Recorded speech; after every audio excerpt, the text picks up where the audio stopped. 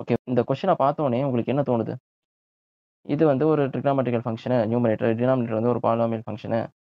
So, x is equal to 0ன்னு அந்த பாயிண்ட்ல கன்டினியூஸா இருக்குமா? அப்படின்னு கேட்டிருக்கான்.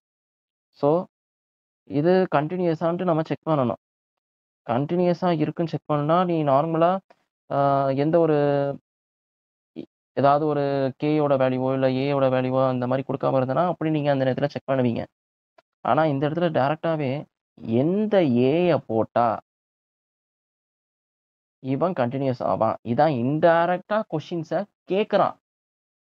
நீங்க போன கொஸ்டின்லயும் பார்த்தீங்கன்னா, 1 cos 2x divided by 2x square அப்படின்னு சொல்றபோது, எந்த கேய போட்டா இவன் கன்டினியூஸ் ஆவான்.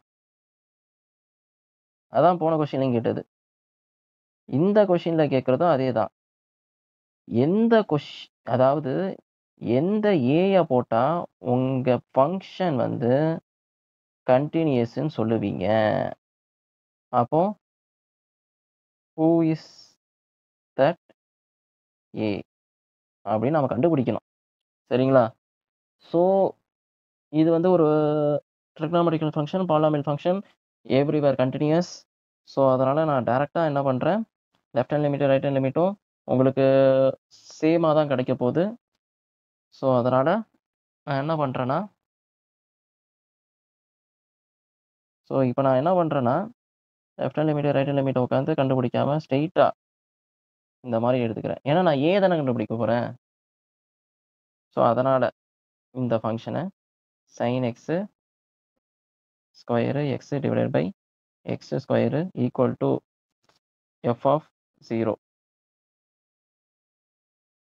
அதாவது டைரக்ட்டா போட்டுறேன். இங்க left hand limit, right hand லிமிட்டுக்கும் 2க்கும் சேர்த்து 1 இங்க போட்டு, இங்க கன்டினியூஸ் நம்ம செக் பண்ணுவோம்ல. எந்த ஏய போட்டா கன்டினியூஸ் தானே இங்க கேட்டிருக்கான். அப்போ டைரக்ட்டா ஈக்குவல் டூ இது கன்டினியூஸ் ஃபார்மேட்ல தான் வரும். கன்ஃபார்மா இது கன்டினியூஸ் தான். That x is equal to 0. But a என்னன்னு கண்டுபிடிக்கணும். எந்த ஏ போட்டனா இவன் கன்டினியூஸ் வருவான். இதுதான் இந்த கொஸ்டினோட ரொம்ப நுணுக்கமா கேட்ட கொஸ்டின். இந்த கொஸ்டின்ல எந்த ஏ போட்டா இவன் கன்டினியூஸா இருப்பான் அப்படின்னு நம்ம கண்டுபிடிக்கணும். ஓகேவா? So limit x tends to 0 sin square ax divided by x square is equal to 1ன்னு நம்ம எழுதிருவோம். ஸோ உங்களுக்கு ஒரு விஷயம் தெரியும். டு நோ என்னன்னா, லிமிட் எக்ஸ்டெண்ட்ஸ் டூ 0ன்னு குடுக்கும்போது, sin x divided by x equal to 1ன்னு நம்ம எழுதியிருப்போம். அத கொஞ்சமா ஆல்டரேட் பண்றேன். என்னன்னா, x tends to 0 sin ax divided by ax இங்க என்ன போட்டனோ, அதே தான் இங்க போடுறேன். அதே மாரி limit x tends to 0 sin 2x divided by 2x இங்க என்ன போட்டனோ, அதே விஷயத்த இங்க நான் போட்டுட்டேன். அப்பவும் இங்க 1 தான் கிடைப்பான். அப்பவும் இங்க 1 தான் கிடைப்பான். அப்போ இந்த இடத்துல a தேவைப்படுறான். அதுவும் இங்க ஸ்கொயர்ல தான் இருக்கான். sin ஸ்கொயர் ax ஓகேவா? அதே மாரி இங்க x ஸ்கொயர்ன்னு இருக்கு.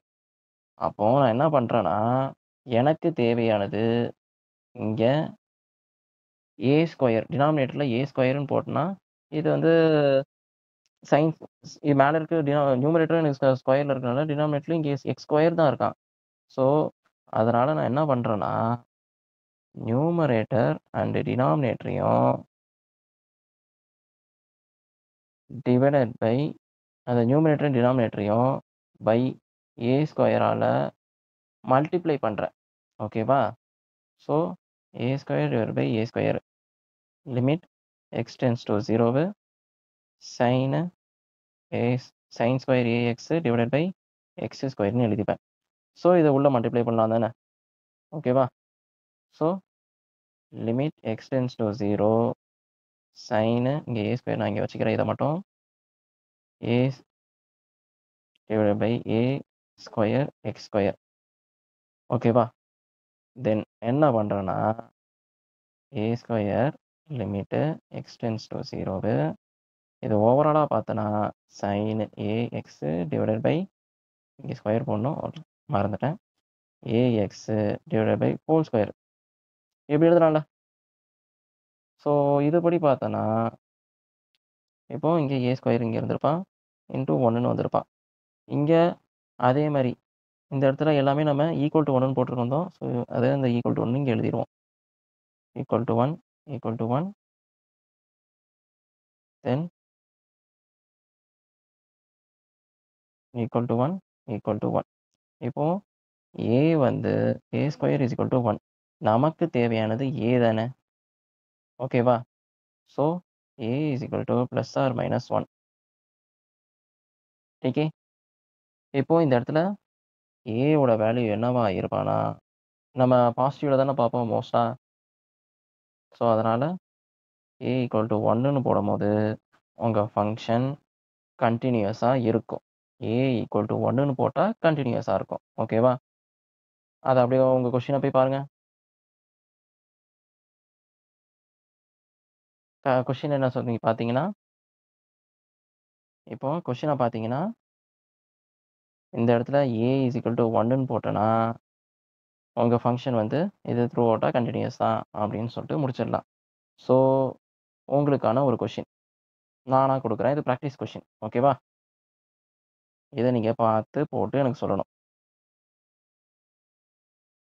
சொல்றீங்களா? ஸோ இதான் உங்களோட question. And find the value of K. So இது வந்து கன்டினியூயஸான்னு நீங்க செக் பண்ணணும். இந்த கொஸ்டின பொறுத்தவரைக்கும் கன்டினியூயஸான்னு செக் பண்ணணும். அண்ட் இது வந்து கேவோட வேல்யூ என்னவா இருக்கும் அப்படின்னு சொல்லிட்டு நீங்க தான் எனக்கு செக் பண்ணி ஆன்ஸர் சொல்லணும். ஸோ ஆன்ஸர வந்து நீங்க கமெண்ட் பண்ணுங்க. யார் யார் கரெக்ட்டா சொல்றீங்கன்னு பார்க்கலாம்.